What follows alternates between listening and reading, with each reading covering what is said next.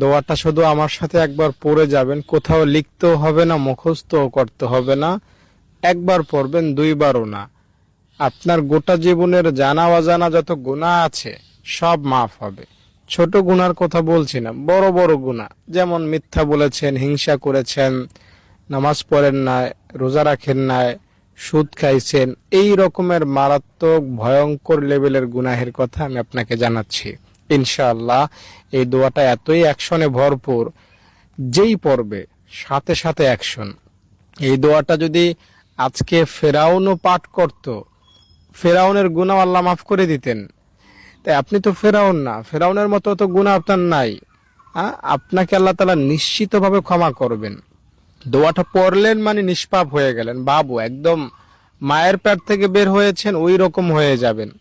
হাদিস শরীফ এসেছে, নবীজি বলেছেন 5 বার যদি কেউ গোসল করে তাহলে তার শরীরে যেমন ময়লা থাকতে পারে না, 5 ওয়াক্ত নামাজ পড়লে তার কোনো গুনাহ থাকতে পারে না। আরেকবার নবীজি একটা শুকনো ডাল ঝাড়লেন সাহাবীদের সামনে, সব পাতা একটা একটা করে পড়ে যাইতে লাগলো। তো নবীজি বললেন যে বান্দার গুনাহকেও আল্লাহ তাআলা এভাবে আমলের উসিলায় মাফ করে দেন, সব গুনাহ ঝরে পড়ে যায়। আরেকটা হাদিসে পাওয়া যায় সুবহানাল্লাহ আলহামদুলিল্লাহ আল্লাহু আকবার কেউ যদি নামাজের পরে 33 বার পড়ে, তো তার গুনাহ যদি সমুদ্রের ফেনা পরিমাণও হয় কোনো ব্যাপার না, আল্লাহ মাফ করে দেন।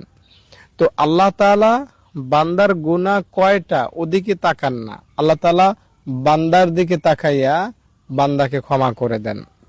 আমি যে দোয়াটা আমি এখন আপনাকে বলবো, বিশ্বাস নিয়ে ভরসা নিয়ে দোয়াটা একবার পাঠ করবেন, ইনশাআল্লাহ আপনি শিশু হবেন। দোয়াটা আপনাকে বলছি তার আগে অনুরোধ করব, একটা লাইক করেন এবং কমেন্টে আমিন লেখেন। যারা লাইক করলেন, কমেন্টে আমিন লিখলেন, আল্লাহ তাদের মনের আশা তুমি পূরণ করে দাও, তাদের গুনাহ তুমি মাফ করে দাও, আল্লাহুম্মা আমিন।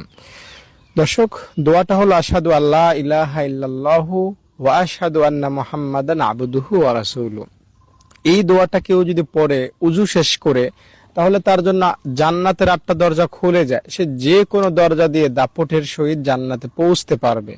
আজানের পরে কেউ যদি দোয়াটা পড়ে তার গুনাহ মাফ হয়ে যায়। এই দোয়াটার কারিশমা, ক্ষমতা, অ্যাকশন অনেক। একটা হিন্দু যদি এই দোয়াটা পড়ে মুসলমান হয়, তার সারা জীবনের সব গুনাহ মাফ হয়ে যায়।